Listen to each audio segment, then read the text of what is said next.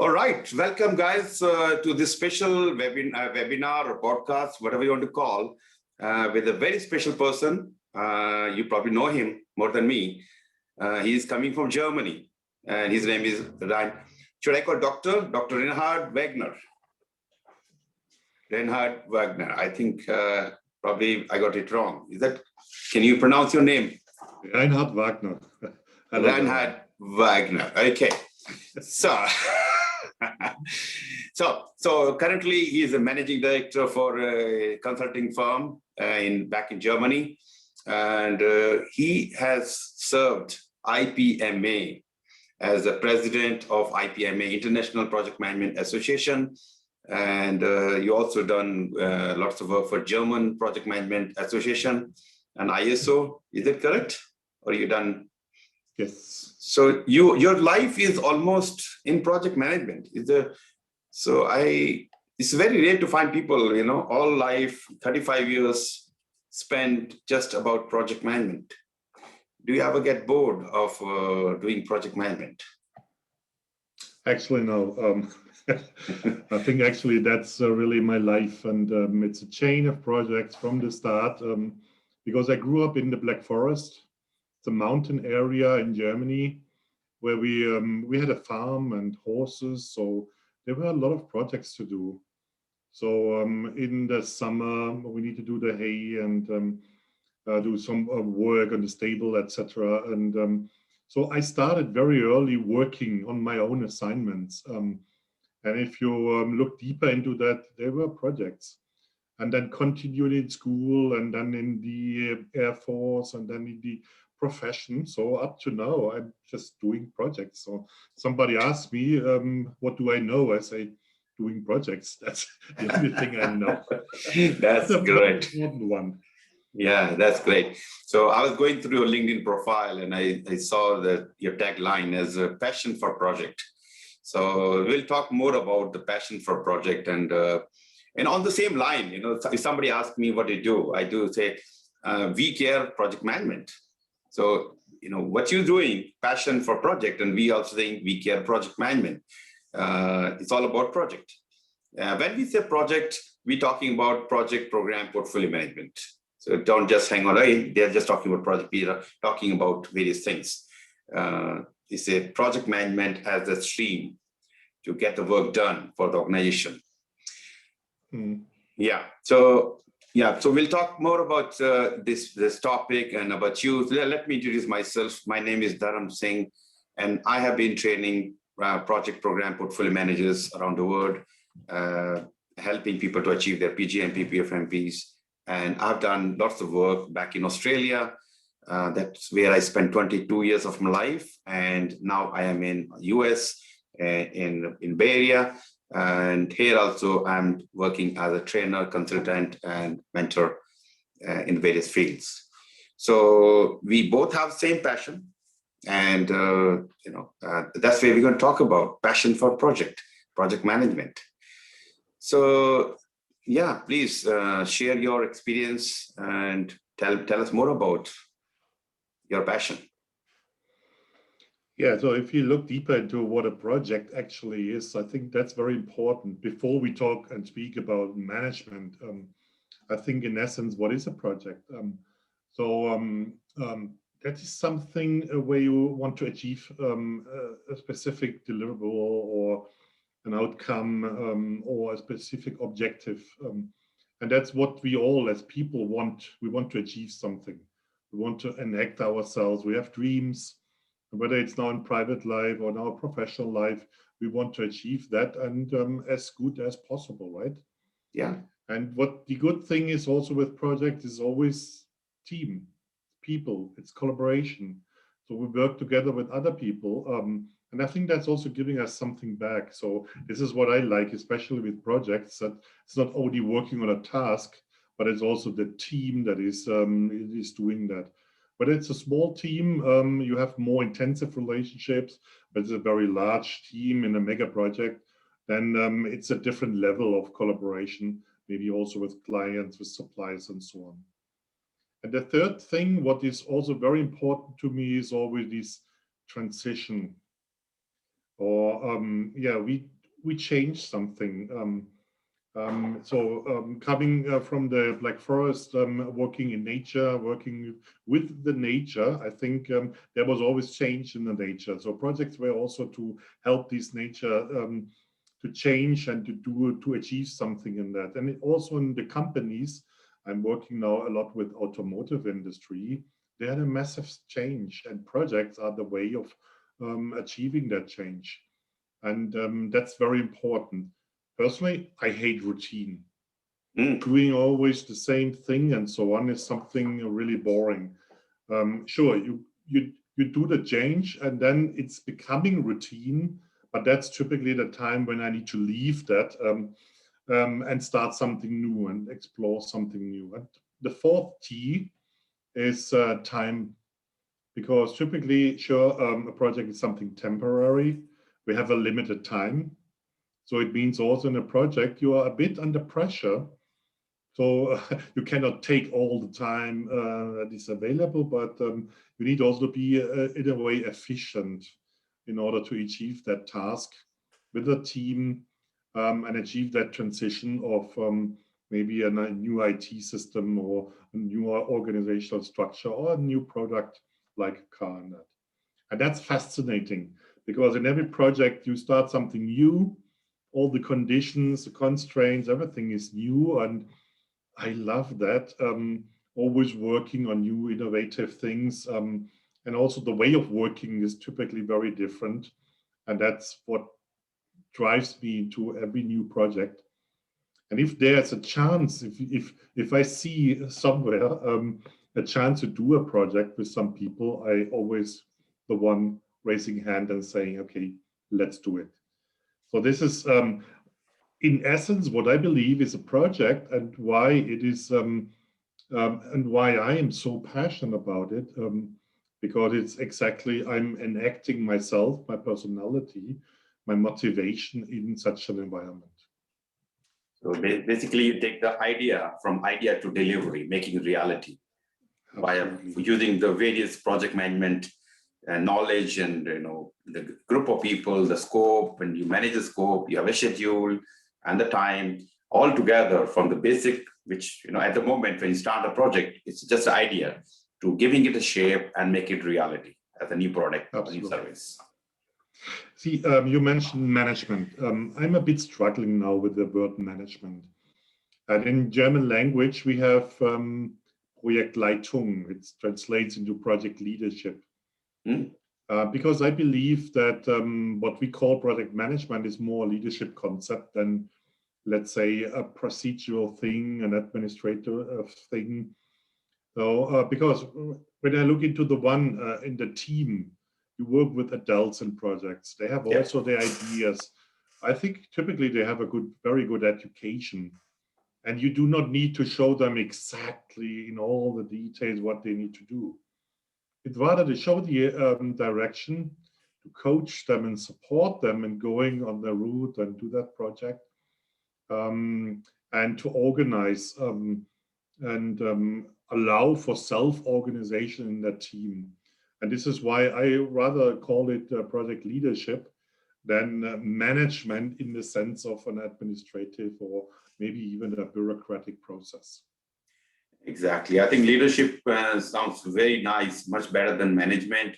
Your management is, you have set a process, you run around with that, which is typically coming from PMBOK, from PMI or other from Excelos or some other places. But they have set a process to follow. So I think many people can do that. If you read it's like a recipe is given to you and you follow the recipe and you get the work done. So you don't find a lot of challenges are there.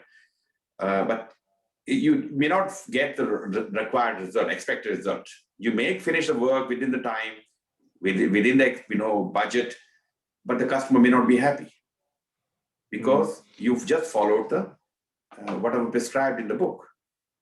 Exactly. And that's my struggle. I believe, or I'm really convinced, that we need management. So there is a need for, let's say, a minimum of processes certain methods that we apply, tools that we apply. But in the last decades, I would say we have overemphasized that, the process approach and so on. And this is why I find it also very interesting that PMI is now changing from the PMBOK 6 to PMBOK 7, the approach away from the pure process orientation towards more principle-based, let's say, approach to project management. Because if you look into the agile environment, agile project management, it's principle-based, and it's giving more space to the people to enact, to show their expertise in certain areas, and this space, giving space to the team, I think that's the most important thing also in leadership. So I think PMI is going now in a different and a very good direction. And what comes also in addition or on top to that is the IPMA approach. Because IPMA since the 1960s is focused on competences. The competences means just the knowledge and the abilities and the skills of people doing their work in the project.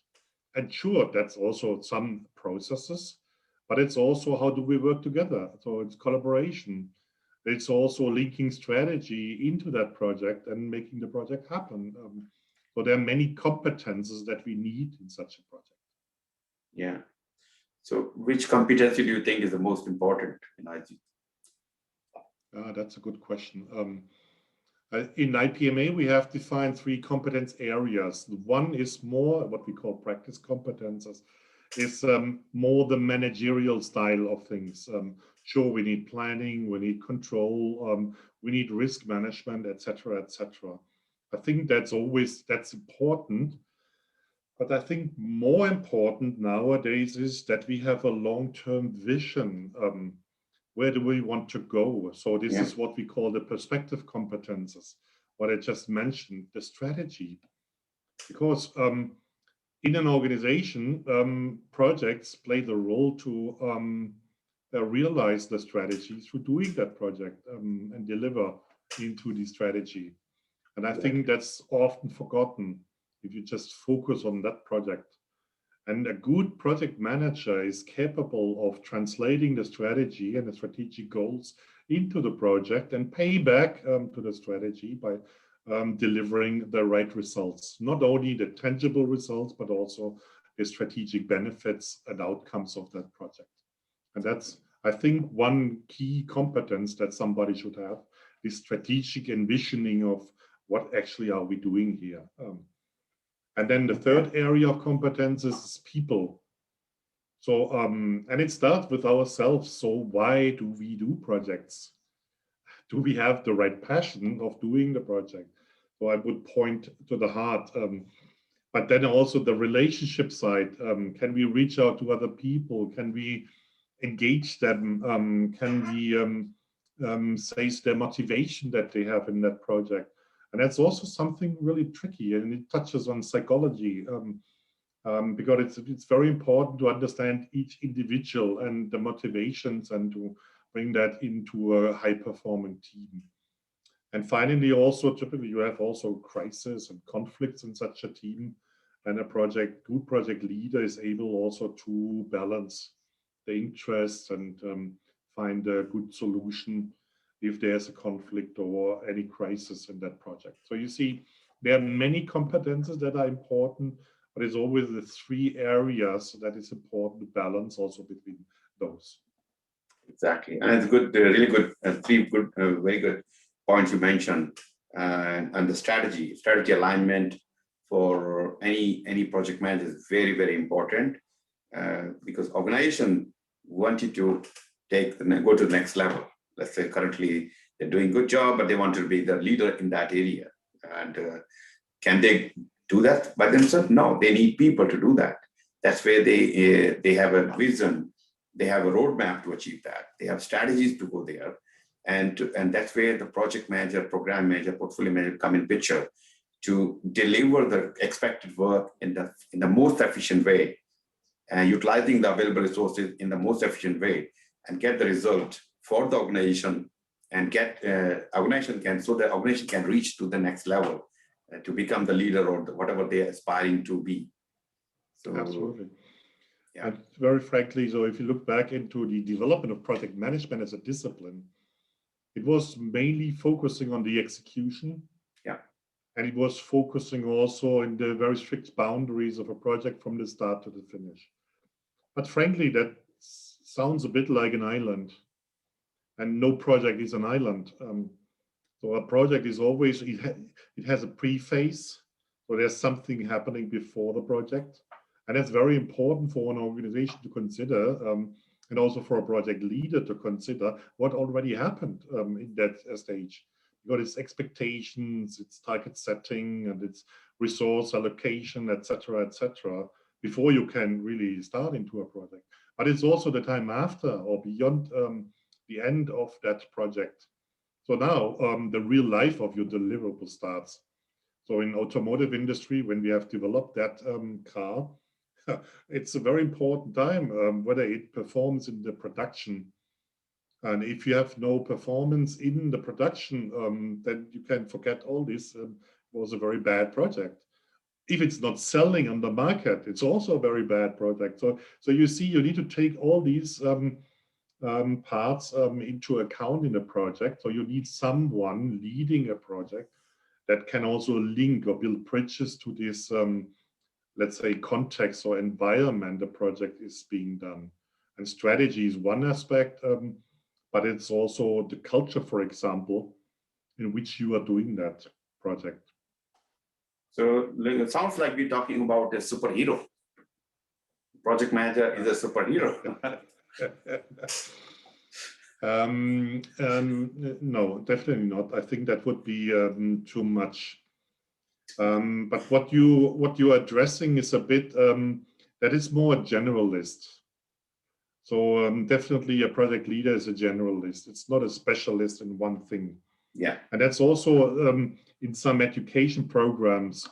If you look into how project leaders are educated, you sometimes use just process models and PIM from page 1 to 700 something. And that's not enough. People need much more. So again, as I said, it's about people. So you need someone that is also having a good empathy, emotional intelligence to work together with people, has a strategic long-term view and so on. And this is why you do not finish a bachelor degree and then be a perfect project manager. I think that's building on all your experience. And I think good project managers or leaders, they have, let's say, 20, 30 years of experience, because at this age, they really understand much more how this game works. Yeah. So good. So next thing I want to talk about the people aspect, which we already start talking about emotional intelligence and how you work with people as a project manager, given that the project manager has to work with these people for maybe 6 months, 1 year, 2 years, 3 years.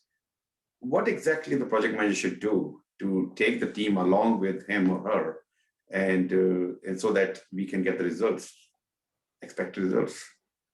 I think that's the same what we expect if we are a part of a team, so that we are taken seriously, that someone is talking with us, asking what is our motivation, what is our interest in that project, and also what our strengths and maybe also weaknesses are in that way of working.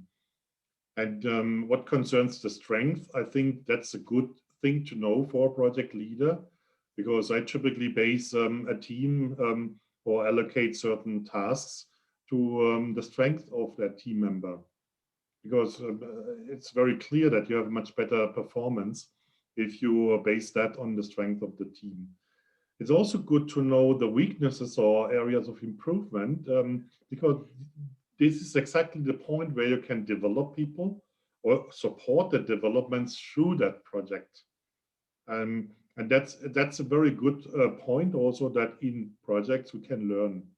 We can improve the way of working, We can also improve the way we collaborate with other people. So a project for me is a really perfect learning environment.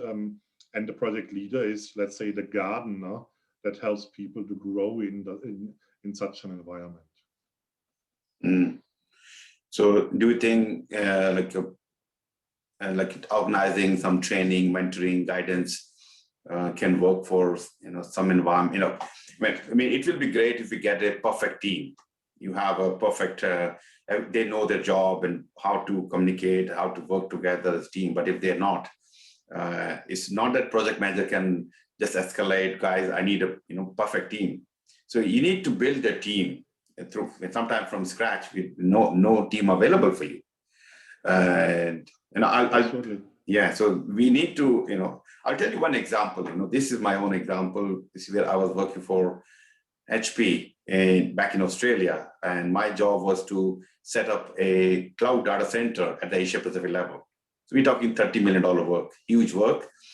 And here I'm talking with my manager in November of that year, and the manager is saying, "Look, Dharam, we have extremely tight deadlines." You probably surprised. Extremely means too extremely. So the first data center has to be ready by March. And I'm talking the next year, after 3 months from here.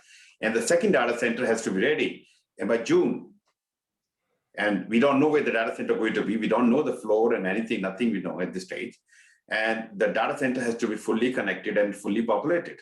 And new technology, we talk cloud in 2010. So basically, no budget at the moment allocated, no people allocated to the project, and the extremely tight deadlines. And the manager is asking me, and in the November, December, January, we have, especially in the Western area countries, we have dull time, no work is happening. So he's asking Dharam, I know it's a difficult project, but do you think we can do it? So I told him, look, his name is Bob. And he said, look, Bob, if you don't ask me about my schedule, my risk management, this and that, I love talking about these things. But if you don't ask me about them, I think we have a chance. We can do it. Okay. So, I mean, we got started. We managed to complete everything. And 5 days of delay. Something, in between, some miracles did happen, which, this is another topic for another time. And we finished everything, 5 days delay. So manager told me, Bob said, look, Dharam, I have worked with so many project managers and program managers. They are great. They follow the process.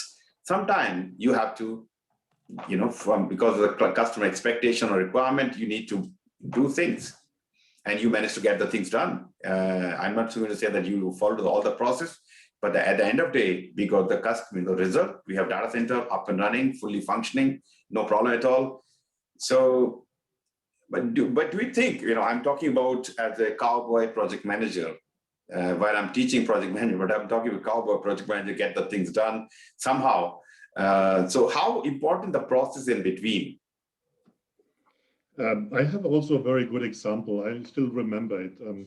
It was an Oscar winner, a German Oscar winner. It was not a full movie, it was a short movie, okay? It was a category of short movie. And he won the Oscar. It was a really powerful story.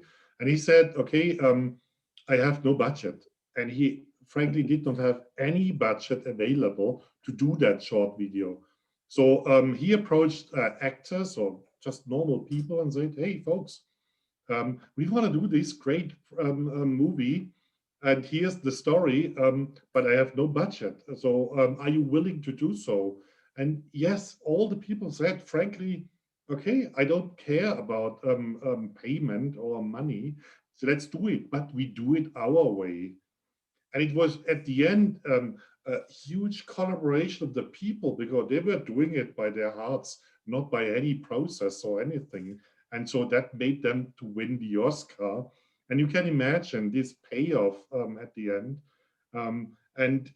This project leader in this moment, he said he was so overwhelmed by this energy of the people. So by leaving the processes aside, you can really unleash the potential of the people.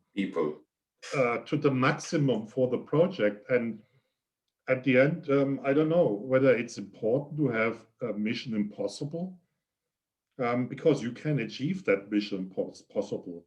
But the requirement is to unleash the potential of the people and not follow the process, because with the process, forget it.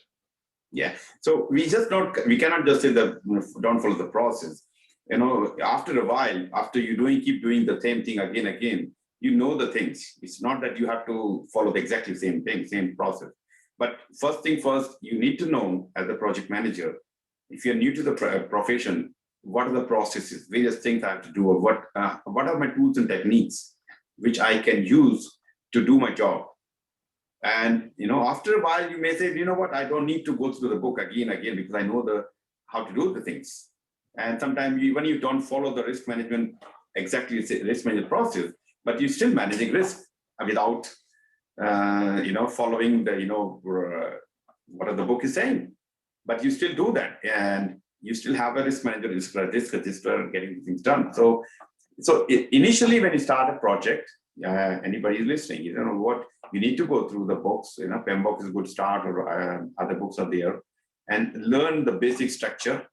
And just don't follow just don't say that I know the process. I'm a good project manager. Processes are important, but more important, how to use those processes and how can you be flexible with the process and still get the job done. Absolutely. I can also show one example. In Germany, we have an initiative. We started that 30 years ago. It's called PM macht Schule. So it's for project management for secondary school classes. We teach teachers to use their lessons for doing projects. That can be a research into nature, that can be an event, an organization of something, or arts and craft or so. And so now, how do you tell kids at this level the story of project management processes? They do not even understand the term. But what's very fascinating, what they very instantly understand is that, oh, we work together. And we need a certain structure for that organization. And so you immediately start showing them, okay, maybe you do a first sketch and then a plan, and then you have certain milestones, blah, blah. And so slowly, step by step, you bring those terms that we typically use. But the more you bring them, these processes and methods, and go more in the details, they would be tired and do it anyway, their own style. And you have kids, they do it anyway, their own style. And so it's very important to really teach the kids what is a project and the minimum what they actually need to organize and structure it, but then give them the space to do it and also experience it and have this good feeling of, wow, it works and we have success and we do something out, and also the lessons learned for the next one they are doing. Exactly. And it's a really good point. Like, you have set of processes which are kind of a guidelines for you, and at the same time have some flexibility. Let them take decision. Let them make, play with their own rules. Let them learn from the system. And if they make mistake, yes, there's a process of lesson learn and how to improve. And sometimes this learning this way can be more powerful than just reading books. Yeah, a very rigid process is like a poison. Yeah. Because let's say you do it once, then you do a second and third, and at the end you stop thinking, right? You lose also your own motivations or what drives you. The motives got lost. And at the end, it's a good excuse because you're saying, oh, you gave me that process, or maybe you certified me in that process, so I'm just following that process. So if it's not good enough, it's not my fault. It's the fault of the process. And that's not what we want, right? So we want people that really have their own understanding, and they are paid well, so they should use all their intelligence and potentials they have and not just follow a stupid process. Stupid process, yes. Okay, so I think it's a great discussion we had today. So I'm happy that you accepted my invite. And when we started, we didn't have any topic. Just said let's talk about project. And in this discussion, we have learned a lot. We talked about various things here, the competencies and the process to follow, not to follow. I don't know if somebody from the PMI or CAPM, or sorry, IPMA is watching us here and saying, oh, these guys do talk about process, and now they're not saying, they're saying, don't worry about process. But I think it's a very strategic discussion that we have, and PMI is also now not kicking the processes, but also understanding that process is not all. We need more. We need to go beyond the processes and use more the potential of the humans that we have. Exactly. And I think that's my message. Not to kick all the processes. That's not true. We need processes. But yeah. And just to, before we wrap it up, PMP exam has changed in January 2nd this year, 2021. And before, previous exam was totally based on process, 49 process, this and that. They still have the same, the new version they're talking about still have the process, but they have added more about people. I think 42% questions are going to be from people point of view, 50% from process, and 8% business. So as you correctly mentioned, PMI is shifting, not just saying talk about process. Hang on, guys, we have people to work with. We need to grow them. We have to develop them. We have to empower them. If they are empowered, they are motivated, they're excited, they will get you the best result. Yeah. And Tiba, my company, is also working, it's an ATP, so we are doing these PMI trainings, preparation for PMP, and we believe it's a good move. It's the right direction. And it's also much better now to combine the agile way of working in project management with the classical or the traditional way. And maybe that's a topic for next time to discuss a bit what is different in the two worlds, agile and traditional, and how we can make use of the best of both worlds. Exactly. Great. Thank you very much once again. It was great privilege to talk to you and to bring this topic to people watching, and hopefully they learn a lot from this discussion. And people can reach out to you, to me, for anything about project management, project and training certifications, so which we are all passionate about. So, let's continue to contribute and let people come and talk to us. So thank you very much. And it was a privilege talking with you. And thank you, Dharam. Happy projects. And see you next time. See you next time. Thank you. Take care. Bye-bye.